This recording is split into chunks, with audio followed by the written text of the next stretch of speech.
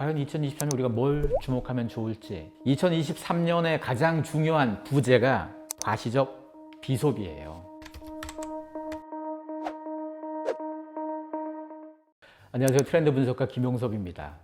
연말이 되면 사람들이 트렌드 책을 많이 찾곤 하죠.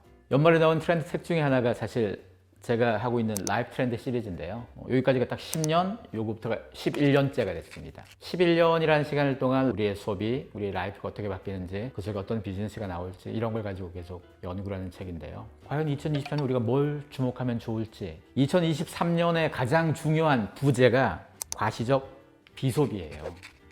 우리가 살면서 과시적 소비는 많이 들어봤어도 과시적 비소비는 처음 들어보실 겁니다. 우리에게 그동안 과시라는 것, 남들에게 자랑하고 남들에게 내가 어깨 막 내밀고 이러려면 내가 얼마나 비싸고 좋은 걸 샀나 이걸 보여줬어야 됐거든요. 근데 그게 아니고 덜 쓰는 거, 아니면 소비의 방식이 바뀌는 거, 이걸 어떻게 과시를 할까? 이 얘기가 2023년에 가장 중요한 주제입니다. 다 과시적 비소비 얘기는 아니고요. 그 중에서 가장 첫 번째이자 가장 중요한 트렌드가 과시적 비소비고, 그 다음부터 쭉 이렇게 11개가 있습니다. 보통 트렌드를 제시를 하면 외우려고 들어요, 사람들이. 이거 시험 치지 않습니다. 안 외워도 됩니다. 우리는 이 트렌드 속에서 나에게 어떤 트렌드가 적용되면 어떤 이득이 될 건지, 내가 어떻게 바뀔 수 있는지, 우리는 그걸 관심 가져야 됩니다. 이거 외우는 게 중요한 게 아니고. 그래서 오늘은 제가 과시적 비소비라는 큰 화두 중심으로 얘기를 좀 풀어나가고 나머지는 짧게 말씀드릴게요. 비소비, 이걸 어떻게 과시를 할 거냐? 사실 우리에겐 이 베블론 효과라는 말이 있습니다. 베블론 효과는 이게 120년 더 된 말입니다. 베블론이라는 사람이 쓴 책에 나오는 말인데요. 똑같은 가격보다 더 비싼 가격이 있는 물건이면 우리가 더 갖고 싶어 하죠. 그 가치, 그 물건의 가치가 곧 나의 가치를 결정한다고 생각해서 그렇습니다. 그럼 명품을 산다고 내가 엄밀히 따지면 내가 명품 되는 건 아닐 수 있어요. 하지만 사람들은 이 베블론 효과를 누리는 건 거죠. 내가 만약에 샤넬을 들고 다니면 그 비싼 브랜드를 들고 다니는 다른 사람과 내가 같은 느낌이 아닐까? 이럴 수도 있겠죠. 요즘 나온 얘기가 아니고 120여 년 전 세상 얘기입니다. 근데도 여전히 통하죠.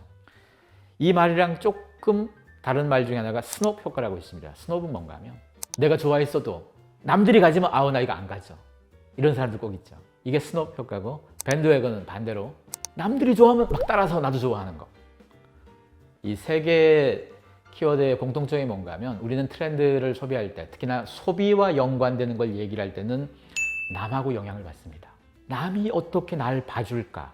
남이 쓰는 걸 보고 저건 내가 안 써야지 한다거나, 남이 쓰니까 따라쓴다. 우리는 다 남한테 뭔가가 기준점이 있다는 거죠. 나한테가 아니고. 내가 소비를 바라보는 모든 기준점, 내가 주인공인데 내가 주인공이 판단하는 모든 과정에서 내가 아니고 남을 보고 판단해서 결정을 한다? 우리의 소비에서 이런 욕망은 굉장히 컸습니다. 근데 이런 욕망이 사라지진 않겠죠. 우리는 기본적으로 남과 연결돼서 살고 남과 비교하면서 삽니다. 과시적 비소비에서 주인공은 비소비가 아니고 과시예요, 사실은. 우리가 과시 없이 살아가는 게 아닙니다. 그냥 소탈하게 나 혼자 이게 아니에요. 남한테 보여주는 거예요. 내가 어떤 걸 과시할 거냐. 욜로라는 말을 하고 가장 반대되는 말 중에 하나가 절약, 무지출, 이런 말. 욜로에 대한 관심도는 계속 내려오고 있어요. 근데 절약, 무지출 계속 올라가고 있습니다. 그리고 이게 크로스가 된 시점이 언제였냐? 크로스가 최근에 됐죠. 올해 여름부터 되기 시작했습니다. 왜 그러냐? 우리를 둘러싸고 있는 경제 상황이 안 좋죠. 지금 미국의 소비자 물가 지수 전년 동월 대비한 기준을 보면요. 8%대를 지금 몇 달째 이어오고 있는데요. 비교할 수 있는 기준점이요. 글로벌 금융위기도 아니에요. 오일 쇼크 들어가야 돼요. 우리가 살면서 오일 쇼크 들어만 봤지 오일 쇼크를 겪은 사람은 많지 않잖아요. 나이가 좀 있는 사람들도 저 오일 쇼크 어릴 때 겪었으니까 잘 몰랐을 거잖아요. 근데 저 옛날이랑 비교할 만큼 지금 물가 지수 상황들이 많이 안 좋은 거죠. 미국만 그런 게 아니죠. 한국의 소비자 물가 지수는 그럼 언제랑 비교할 수 있느냐? 글로벌 금융위기도 아니고요. 쭉 와서 IMF 때랑 비교 기준이 생깁니다. 그때만큼 지금 경제 상황이 안 좋죠. 그리고 이게 여기서 끝난 게 아직은 아니잖아요. 더 악화될 수도 있습니다.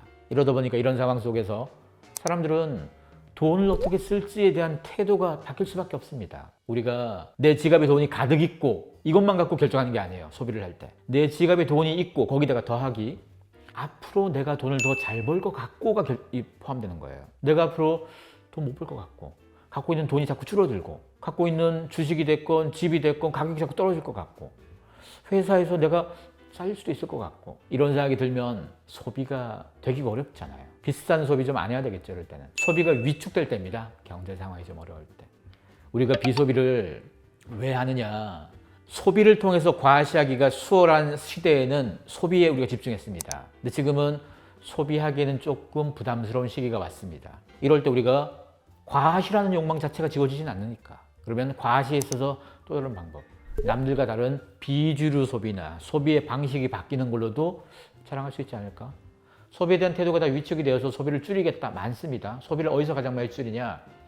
가전제품하고 패션 쪽의 소비가 제일 많이 먼저 줄어듭니다. 이런 소비가 줄어들었을 때 어떤 일이 생길지 사실 저런 쪽에 재고가 많아지겠죠. 재고가 많아지면 또 재고를 정리해야 되겠죠. 재고를 정리하는 시장도 커지겠죠. 그리고 우리가 물건을 살 때도 리퍼빗이라고 그러죠. 리퍼브 매장에서 반품된 거 사는 거 있잖아요. 조금의 하자가 있거나 이러면 가격이 좀 싸지잖아요. 이것도 나는 무조건 새 거만, 나는 무조건 제일 좋은 것만 사야지 라고 했던 사람들도 이 가성비를 위해선 조금 흠 났더라도 반품됐더라도 그런 걸 소비하죠. 일반 물건뿐이 아니고 농산물도요. 못난이 과일이라고 그러죠. 조금 흠 있는. 이게 먹는 데는 지장 없잖아요. 영양가가 떨어지는 것도 아니고 똑같아요. 근데 다만 좀 작거나 못생겼다는 이유로 그동안 상품성이 없었다면 이게 다시 소비가 굉장히 좀 잘 되고 있죠. 이게 보통 소비에 대한 위축이 생기기 시작했을 때 드러나는 여러 가지 현상 중에 하나입니다. 과시적 비소비라는 말 속에 담긴 여러 가지 키워드들이 있고요. 2023년 트렌드에서 제시하는 11가지 트렌드의 키워드를 쭉 모아둔 건데요. 나중에 책에서 이 트렌드만 쭉 훑어보셔도 2023년이 어떤 해가 될 거다. 어떤 퍼즐이 만들어지겠구나. 아마 기억할 수 있을 겁니다. 이걸 목차로 한번 볼게요. 책에서 목차로 보면 지금 다른 목차와 달리 가장 첫 번째 나오는 과시적 비소비 이 파트가 굉장히 많죠. 목차가. 과시적 비소비가 이제까지 우리에겐 적거나 없었던 욕망 중에 하나인데 이 욕망이 커지면서 사람들에게 어떤 영향을 줄 건지 이게 굉장히 좀 중요해서 저는 여기에 좀 비중을 많이 높였는데요. 과시적 비소비 속에서 무지출 챌린지라는 것도 있고요. 무지출 챌린지라는 것은 내가 얼마나 덜 썼나를 챌린지하는 거예요. 자랑하는 거예요, 남들한테. 가계부도 자랑하고 거기다가 고기를 얼마나 덜 먹냐, 고기를 비소비하냐도 자랑해요. 비건을 인증하는 것도 지금 자랑거리죠. 옛날에는 내가 어딜 맛있는 툭불 등심 먹어서 이걸 자랑했을 거잖아요. 나는 고기 안 먹어 이걸 자랑하는 거예요. 지금 덜 먹는 거, 안 하는 거. 먹방도 그렇죠. 많이 먹는 게 먹방이었잖아요. 그동안은 이제 소식 먹방, 적게 먹는 먹방이 나오기 시작하고 우리가 갖고 있던 소비의 방식들이 다 바뀌는 거예요. 그리고 여러분 블랙 프라이데이라고 알고 있죠. 블랙 프라이데이가 같은 날 또 하나의 날입니다. 블랙 프라이데이가 있는 그날이 바이 나싱 데이라고 아무것도 안 사는 날이기도 해요. 그날이 물건 재고 정리하는 날에서 많이 사는 날이잖아요. 그래서 아예 만들어 놓은 게 있어요. 이날은 안 사는 날이라고. 얼마나 많이 사는 거에 대한 대칭점을 만들어내기 위해서 이런 안 사는 날까지 만들었냐. 이건 뭐 만든 지 꽤 됐지만 지금 퍼져나가고 있는 중이에요. 전 세계로. 소비를 바라보는 다양한 방식들이 바뀌고 있다는 건 우리가 갖고 있는 다양한 욕망이 바뀌는 거예요. 명품을 바라는 방식도 바뀔 거고요. 리셀 뭐 다 바뀔 수 있습니다. 그래서 우리가 남들에게 어떤 모습으로 과시했는지 그 과시를 통해서 내가 어떻게 우위를 보여주고자 했는지 이 방식이 바뀐다는 거 이걸 한번 주목할 필요가 있고요. 그리고 과시적 비소비를 둘러싼 다양한 내용들은 나중에 책에서 읽으시면 될 거고 그 다음에 두 번째로 나오는 게 빈티지 시계나 빈티지 뭐 자동차처럼 히스토리를 파는 거예요. 중고하고 빈티지는 다른 거예요. 중고는 그냥 오래되면 중고죠. 빈티지가 되려면 중고 중에서도 히스토리가 남아있어요. 누가 쓰던 물건이냐가 사실은 중요해요. 같은 시계도 그냥 중고면 가령 어떤 가격이 있는데 그 시계를 이거 사실 누가 차던 거였어. 이걸 찾아낸다면 여러분이 만약에 갤럭시 폰을 중고로 하나 샀는데요. 그 갤럭시 폰이 이재용 부회장이 쓰던 거다. 이러면 가격이 확 달라질 수 있는 거잖아요. 이런 식이에요. 그래서 미국에선 아예 빈티지 시계에선 이 이력을 추적하는 사람들도 있어요. 어떤 사람이 뭐 1,000만 원도 안 되는 시계를, 중고 시계를 추적해서 몇 억으로 만든 경우가 있어요. 추적해서 봤더니 이 시계가 유명한 작가가 차던 거였구나. 증거 사진을 확보하는 순간 가격이 확 바뀌는 거죠. 우리에게 가장 중요한 건 히스토리입니다. 물건 자체, 물성 자체도 중요하지만 히스토리, 그 물건이 담고 있는 이야기가 사실은 요즘 시대의 욕망이 되고 있다는 거, 이것도 앞으로 더 커질 수 있는 거고요. 거기다가 테니스에 대한 부분, 테니스가 지금 왜 욕망이 되었는지 이것도 중요한데 더 중요한 건 뭔지 아세요? 그러면 다음 욕망은 뭘까요? 넥스트 테니스는 뭐가 될까요? 이것도 중요하겠죠. 이건 책에 있습니다. 그리고 디지털 노마드 비자가 됐건 뭐 워케이션도 그렇고요. 우리가 일하는 방식이 바뀌게 되면 삶의 방식이 다 바뀌어요. 보통 사람들은 출근, 퇴근 이렇게 일하잖아요. 출근, 퇴근 일하다 보니까 여러분이 회사 근처에 살았어야 되고요. 출퇴근 거리라는 게 꼭 생기잖아요. 근데 원격 근무가 늘어나게 되면 저 개념이 바뀌게 되겠죠. 일하는 모든 방식이 바뀝니다. 주 4일 근무도 이제는 굉장히 중요한 트렌드의 방향성입니다. 아마 장담컨대 2023년에 여러분 주 4일 근무를 시행하는 한국 기업들 계속 보게 될 겁니다. 점점 많아질 거니까요. 거기다가 세컨드 하우스도 마찬가지. 우리가 도시를 떠나는 사람들, 그리고 도시를 떠나는데 완전히 도시에 없는 게 아니고 공존하는 두 개의 삶을 살 수 있다는 거죠. 사람이 살면서 하나의 모습만 가지고 사는 게 아니죠. 한동안 한국에서 부캐 열풍이 불었었죠. 본업이 따로 있고 부업이 따로 있고 내 원래 캐릭터가 따로 있고 뭐 부캐가 따로 있고 이런 것처럼 집도 마찬가지가 될 수 있다 이거죠. 세컨드 하우스가 따로 있고. 그리고 뭐 잘코사네 샤덴프로이데, 저거는 좀 부정적인 말입니다. 잘코사니가 남이 안 되면, 잘 못 되면 고소해야 하는 거예요. 잘코사니는 순 우리말인데요. 못된 말이죠. 저 욕망들 2023년은 2022년도 마찬가지겠지만 우리에게 경제적 위기가 더 많이 다가오고 어려운 상황들, 어려움에 빠진 사람들이 더 많이 목격될 겁니다. 이런 사회 속에서 사람들은, 어떤 사람들은 그걸 안도하고 즐거워할 수 있어요. 주식 투자 안 하는 사람들은요, 주식 투자하는 사람들이 2020년에 굉장히 잘 될 때, 돈을 많이 벌었을 때 배가 좀 아팠을 거예요. 근데 2022년에 주식이 막 엉망되고 이러면서 지금 속이 굉장히 편할 거예요. 우리는 남이 잘 되는 걸 보고 배 아파할 수 있고 남이 안 되는 걸 보고 고소할 수 있습니다. 이게 뭐 아주 사악하고 못된 사람만 그런 게 아니고 사람들이 갖고 있는 기본적인 욕망이 될 텐데 이 욕망이 사실은 지금처럼 경제적 상황이 안 좋아질 때 더 증폭되는 거고 이것 때문에 어떤 기회, 어떤 위기가 나올지도 봐야 되겠죠. 더 나중에 자세히 보시고요.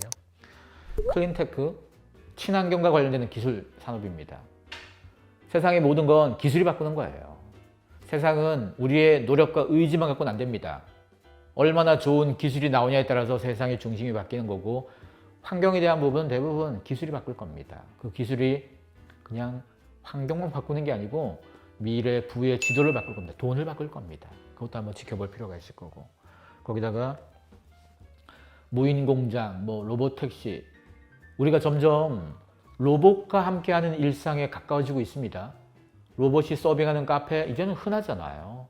로봇이 주방에서 요리하는 거, 설거지하는 거 흔해졌습니다. 이제는 이런 상황들이 앞으로 더 전개가 될 거라는 거. 그 속에서 과연 우리의 삶은 어떻게 바뀔지도 좀 봐야 될 거고 거기다가 우리가 갖고 있던 효율성, 극단적 효율성이죠. 요즘 그런 사람들이 자꾸 생겨요. 특히나 20대, 30대 중에선 축의금 안 내겠다. 난 결혼 안 할 건데. 결혼 안 할 건데 내가 축의금을 내면 나중에 돌려받지 못하잖아요. 가만 들어보면 맞는 말이긴 해요. 못 받을 거 뭐로 내? 왜냐하면 우리가 상호 부조라 그러죠. 서로 도와주는 개념으로 뭐 관혼상제를 그렇게 해왔었잖아요. 우리 문화 속에서. 근데 더 이상 과거의 관혼상제나 과거의 상호 부조 문화 지금 없어졌잖아요. 엄밀히 따지면 이웃 사촌도 없고 원래 상호 부조는 이웃 사촌이 존재하는 농촌 문화에서 시작된 건데 그다 없잖아요. 우리 이웃도 없고요. 그런데도 여전히 관혼상제 돈을 저렇게 부조를 해야 될까? 이 부분에 대해서 태도가 바뀐 사람들 이것도 쟤들 좀 이상한데 싸가지 없네 이게 아니고 이런 태도가 바뀐 이유가 뭘까? 그 속에서 우리 사회의 변화, 이 속에서 나올 라이프에 또 비즈니스에 어떤 기회가 있을지도 좀 봐야 될 거고, 거기다가 취향은 트렌드에서 굉장히 중요한 숙제입니다. 그 취향은 점점 디테일과 스케일을 같이 흡수하고 있어요. 그래서 이 디테일과 스케일이 어떻게 좀 전개되는지, 디테일을 어떻게 과시하는지 이런 것도 굉장히 좀 주목해 봐야 됩니다. 사실 이 각각의 내용 지금 짧게 잠깐 얘기해서 그렇지 이거 하나하나 갖고도 길게 설명해야지 우리가 충분히 이해할 수 있죠. 트렌드는 이렇게 외우면 안 돼요. 외우는 사람들은 이 제목만 외우고 말 거잖아요. 이게 아무런 의미가 없죠. 제목 외울 게 아니고 이 속에 담긴 내용들을 우리가 충분히 읽으면서 그 속에서 생각도 하면서 내 걸로 받아들이는 게 필요하겠죠. 사실 이 책을 준비하면서 가장 중요한 건 이겁니다. 우리가 어떤 트렌드란 결과물이에요.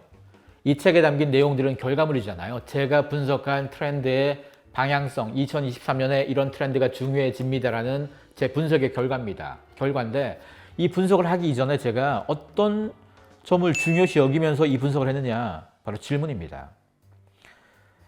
2020년을 위해서 제가 20가지 정도의 질문을 갖고 있었는데 이 질문에 대한 답을 찾는 게 이 책입니다.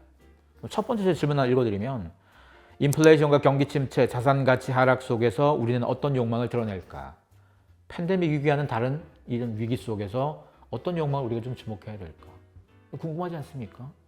분명히 팬데믹 때 우리의 욕망이 바뀌었는데 경기 침체가 가속화되고 경제가 안 좋아지면 여기에도 그에 따르는 욕망들이 나오겠죠.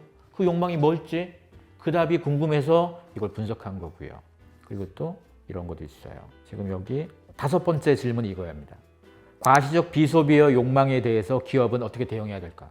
그 소비자가 비소비를 한다면, 소비자가 소비에 대한 방식을 바꾸거나 안 산다면 소비자 기업들은 굉장히 긴장해야 되지 않겠습니까?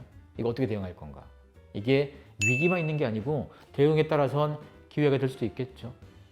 사실 이런 질문들이 20개쯤 있어요. 제가 모든 질문을 다 읽어드릴 수는 없지만 이 20개에 대한 질문을 여러분이 찾아보는 것도 중요합니다. 왜냐? 세상에는 질문이 있으면 답을 찾을 수 있어요. 여러분이 뭔가 잘 모르는 거 있죠. 그건 질문을 몰라서 모르는 거예요. 질문을 한다면 그걸 생각하고 찾아보고 결국 답을 찾습니다. 이 책 속에 담긴 20가지 질문. 이 20가지 질문들이 어찌 보면 내년에 11가지 트렌드 제시한 거 그걸 달달 외우는 것보다 훨씬 중요한 겁니다. 그래서 이 질문들 보고 제가 찾은 답 말고 여러분들이 이 질문을 보면서 나는 이 질문에 어떻게 생각해? 내가 봤을 때 어떨 것 같아? 라고 스스로 답을 한번 찾아놓고 난 다음에 그걸 가지고 책을 읽으면 아마 몰입도가 2배는 더 좋아질 것 같습니다. 우리가 트렌드를 보는 방식이 그런 거예요. 트렌드는 무슨 이론 공부도 아니고요. 시험 치는 것도 아닙니다. 이거에서 누구한테 점수 받고 누구한테 자랑하겠습니까? 결국 자기의 자신이 세상을 바라보는 안목과 관점을 키우는 겁니다. 그걸 어떻게 키울까가 숙제가 되는데요. 자, 다시 이 11가지입니다. 많은 사람들이 내년 트렌드가 뭐야 그러면 이거 외우기 바빴다면 이제는 외우기보다 각각의 의미가 나에게 어떤 의미를 줄 건지, 그래서 11가지가 다 아니어도 됩니다. 이 중에서 나는 과시적 비소비, 저게 나에게 굉장히 중요하겠다. 나는 저거 하나만 계속 파고들어 볼게. 이럴 수도 있겠죠. 그래서 11가지 트렌드를 책을 통해서 차근히 읽어보고 그 다음에 이 속에서 나온 다양한 얘기들 속에서 과연 여러분들이 나는 2023년 어떤 기회에 주목할지, 나는 어떤 사람으로 살아갈지, 나의 의식주, 나의 라이프, 또 내 직업은, 우리 회사에서 하는 일은 어떻게 전개될지 한번 생각해 보시기 바랍니다. 그게 트렌드 책을 읽는 가장 좋은 태도이자 방법일 겁니다. 트렌드 책은 말 그대로 책 속에 텍스트만 담겨 있는 것 뿐이잖아요. 이 텍스트를 담기 위해서 훨씬 더 방대한 고민들 속에서 텍스트를 담았다면 읽는 사람도 이걸 고스란히 읽기만 하는 게 아니고 이걸 보면서 방대한 고민을 다시 한번 해보시자는 겁니다. 그렇게 되면 아무래도 2023년에 기회가 더 많이 보이지 않겠습니까? 자, 2023년 더 자세한 내용은 책에서 보시기 바랍니다.